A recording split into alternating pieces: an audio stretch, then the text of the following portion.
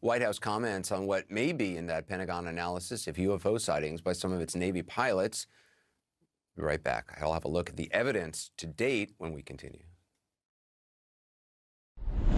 The White House commented today on a story we've been following for a while about encounters between UFOs and U.S. Navy pilots, specifically on a new development that broke during last night's program, I should say, that sources are now telling CNN that a highly anticipated Pentagon report, which should reach Congress later this month, will reach no definitive conclusions on what these pilots saw. The sources say the report concludes there's no evidence these were alien spacecraft, but, say 3 of these sources, the report doesn't rule that out.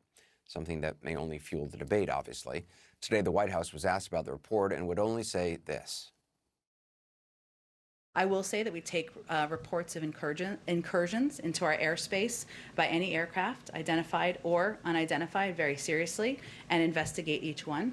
Safety and security of our personnel, of our operations, are of paramount concern. There's a requirement to put out this report, and certainly our appropriate teams are working on finalizing it. Randi Kaye has more on what sparked such interest in the subject by those in government. Look at that thing. It's rotating. A U.S. Navy aircraft captured images of that rotating thing back in January 2015 off the coast of Jacksonville, Florida. Well, look on the ASA. My gosh. They're all going against the wind. The wind's 120 knots from the west. Look at that thing, dude. Also in 2015, just a few weeks later, this happened. Watch as a Navy aircrew struggles to lock onto a mysterious, fast-moving object off the Atlantic coast. Oh, got it! Woohoo! Roger, there's troubleshooting. Oh my gosh, dude. Wow, look at the fly.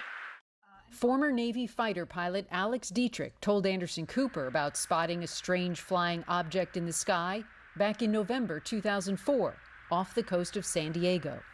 Enter stage left, the tic-tac, and that's what we affectionately refer to it as, because that's what it looked like.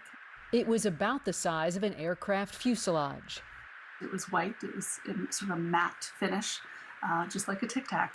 And it behaved in a way that we were surprised, unnerved.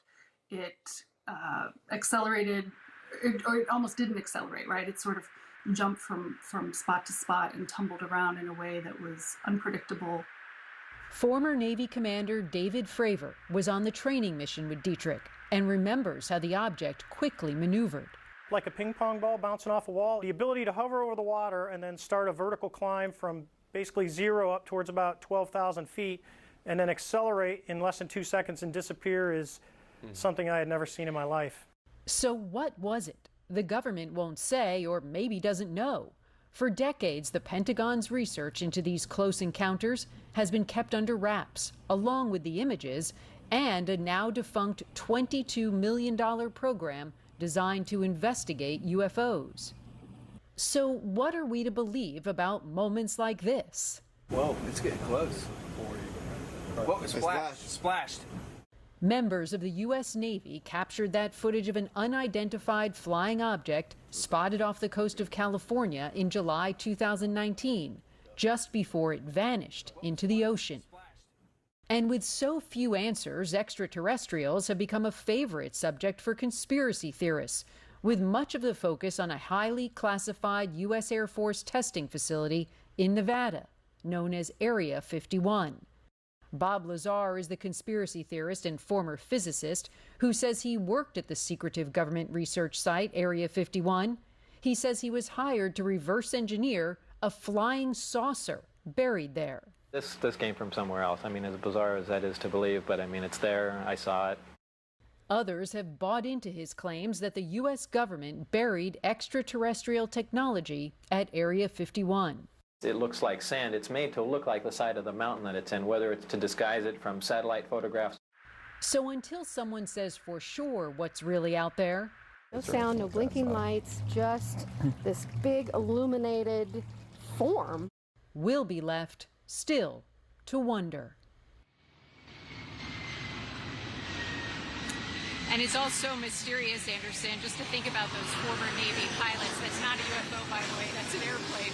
But think about those former Navy pilots who saw that tic-tac-like object, who thought that that object was also watching them for the 5 minutes that they were in that same area, which is just amazing and sort of mysterious to even ponder. But I should point out that the former head of that $22 million Pentagon program that was designed to study UFOs did tell CNN back in 2017 that there is compelling evidence, Anderson, that we are not alone.